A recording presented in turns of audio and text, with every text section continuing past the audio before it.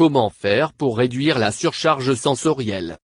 Les gens qui éprouvent des difficultés pour traiter les informations sensorielles, telles que les personnes autistes, les personnes ayant un trouble sensoriel de traitement, SPD, ou des personnes très sensibles peuvent parfois entrer dans un état de surcharge sensorielle.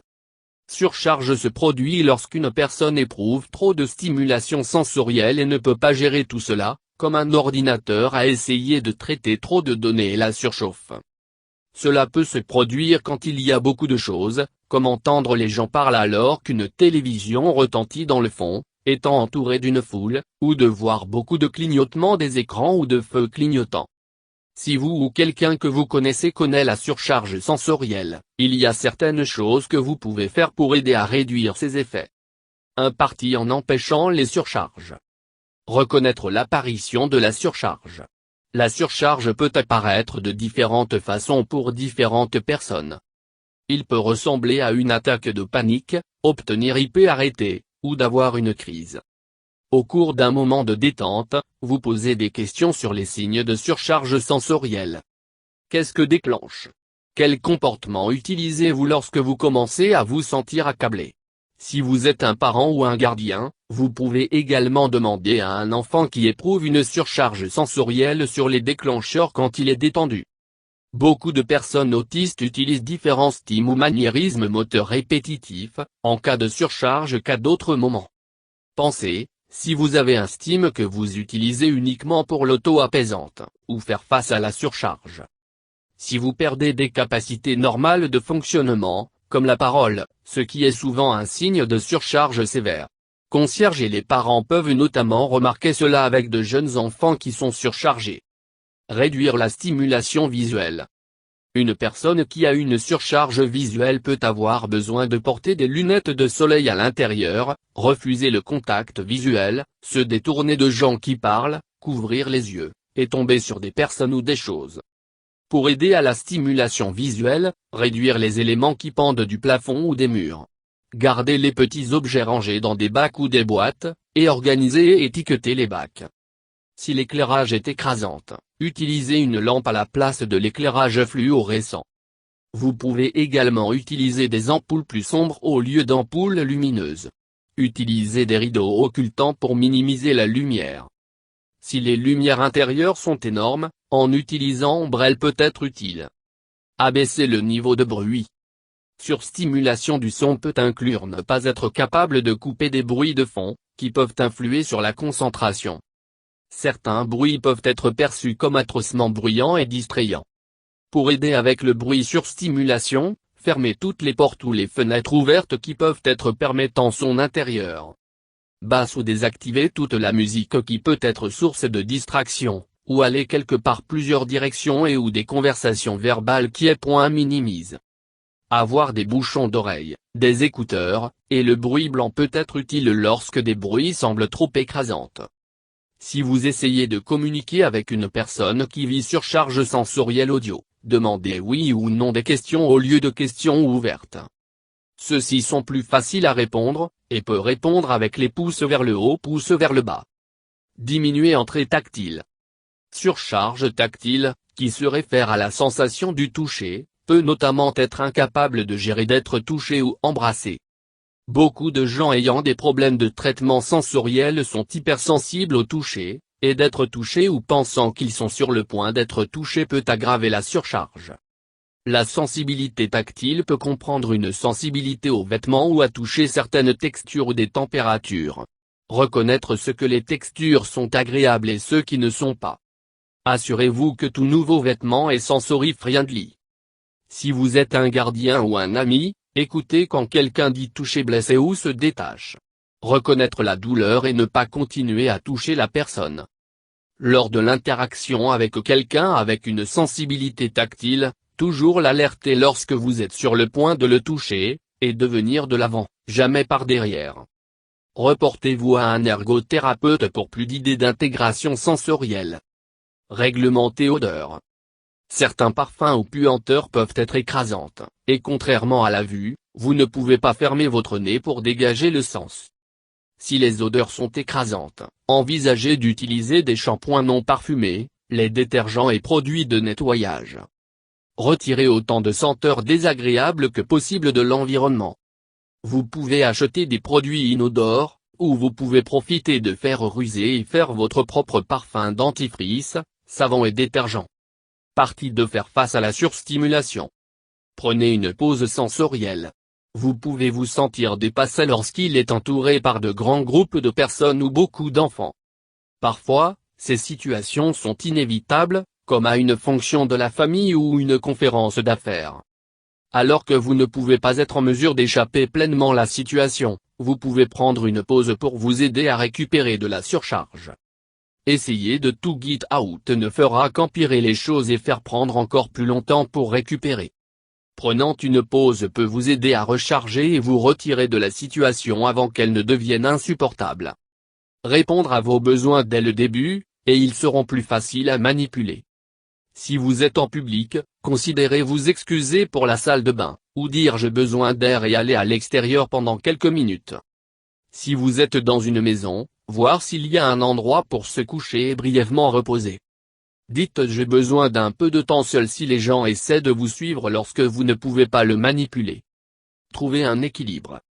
Il est important pour vous d'apprendre vos limites et fixer des limites, mais aussi de ne pas vous limiter trop de sorte que vous devenez ennuyé.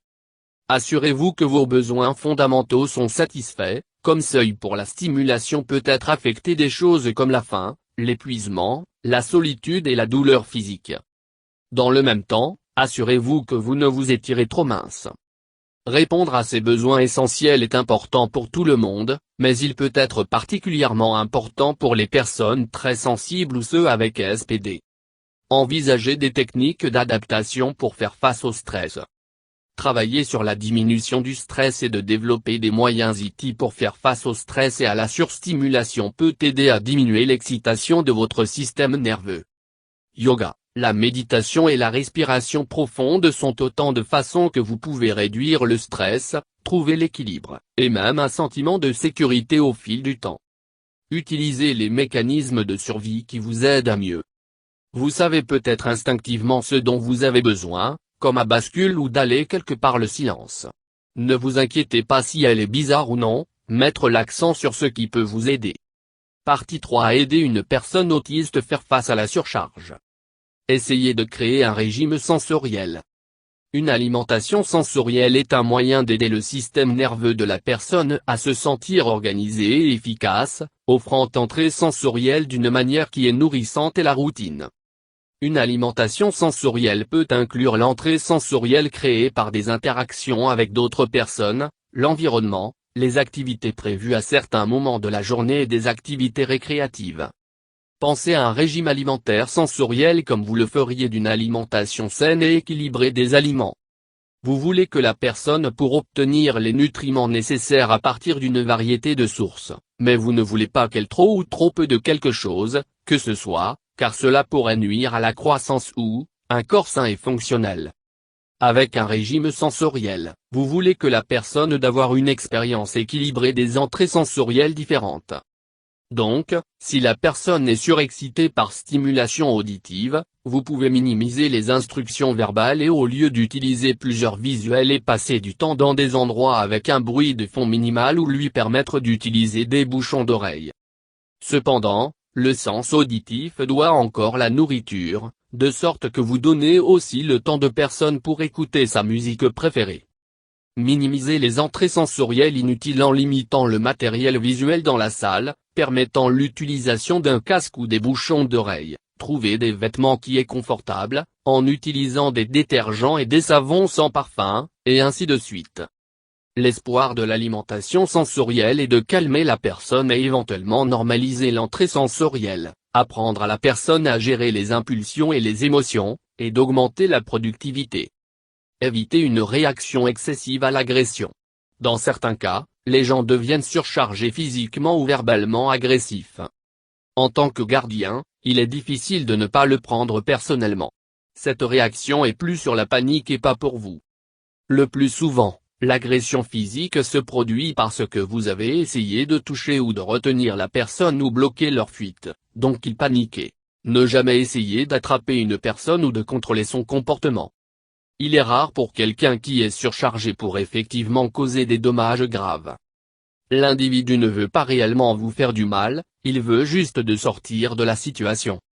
Faites attention à l'entrée vestibulaire. Une personne autiste qui éprouve une surcharge sensorielle peut être sensible à la perception de l'équilibre ou d'un mouvement. Elle peut être particulièrement sensible à la cinétose, facilement perdre son équilibre, et d'avoir des problèmes avec la coordination main des yeux. Si la personne semble accablée par le mouvement ou est inactif, vous pouvez essayer de ralentir vos propres mouvements ou de la pratique se déplaçant lentement et avec précaution à des positions différentes. Partie 4. Aider quelqu'un cop. Intervenir tôt. Parfois, une personne ne peut pas se rendre compte qu'ils sont en difficulté, et peut rester plus longtemps que ce qu'il devrait ou essayer de tout get out. Cela ne fait qu'empirer les choses. Intervenir en leur nom dès que vous remarquez qu'ils obtiennent stressés, et les aider à prendre un certain temps calme pour se calmer. Faire preuve de compassion et de compréhension. Votre proche se sent débordé et bouleversé, et votre soutien peut les réconforter et les aider à se calmer. Beloving, empathique et sensible à leurs besoins. Rappelez-vous, ils ne font pas exprès.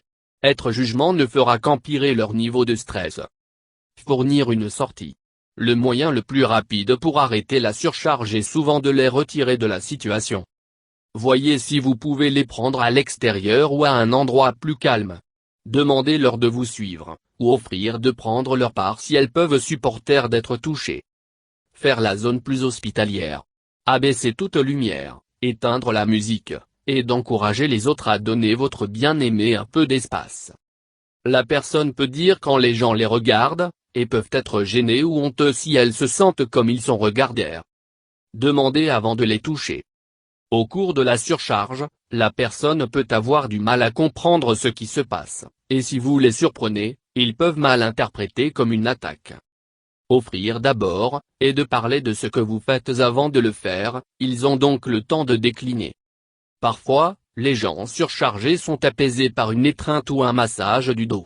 D'autres fois, être touché leur empire. Offrez-le, et ne vous inquiétez pas s'ils disent non, il n'est pas personnel. Ne pas piéger ou prendre leur chemin. Ils peuvent paniquer et se déchaîner, comme vous poussez loin de la porte afin qu'ils puissent partir. Demandez simple, oui ou non des questions. Les questions ouvertes sont plus difficiles à traiter, et quand le cerveau de la personne a déjà du mal à faire face, ils peuvent ne pas être en mesure de former une réponse significative. Si elle est une question oui ou non, ils peuvent hocher la tête ou donner un coup de pouce vers le bas pour répondre. Répondre aux besoins. La personne peut avoir besoin d'un verre d'eau, une pause ou de passer à une autre activité. Pensez à ce que serait le plus utile en ce moment, et allez le faire. En tant que gardien, il est facile de répondre dans votre propre frustration, mais rappelez-vous qu'il ne peut pas aider ses comportements et il a besoin de votre soutien. Si vous voyez quelqu'un en utilisant un mécanisme d'adaptation nuisible, quelqu'un d'alerte qui sait quoi faire. Essayer de les saisir peut les amener à paniquer et se déchaîner, en mettant tous les deux vous à risque de se blesser. Un thérapeute peut vous aider à élaborer un plan pour remplacer le mécanisme d'adaptation nuisible. Encourager l'autocalmant, tout ce qu'il signifie pour eux. Il pourrait trouver utile de basculer d'avant en arrière, blottir sous une couverture pondérée, ou faire un massage de vous. Il est correct s'il semble bizarre ou non l'âge approprié, tout ce qui compte est que cela les aide à se détendre. Si vous connaissez quelque chose qui les calme en général, le rapporter et le mettre à la portée de bras. S'ils le veulent, ils peuvent saisir. Conseil. Pour les adultes et les enfants, l'ergothérapie peut aider à réduire les sensibilités sensorielles et donc de réduire la surcharge au fil du temps. Les résultats du traitement est plus forte si commencé jeune. En tant que gardien, pour trouver un thérapeute qui est expérimenté dans le traitement des problèmes de traitement sensoriel,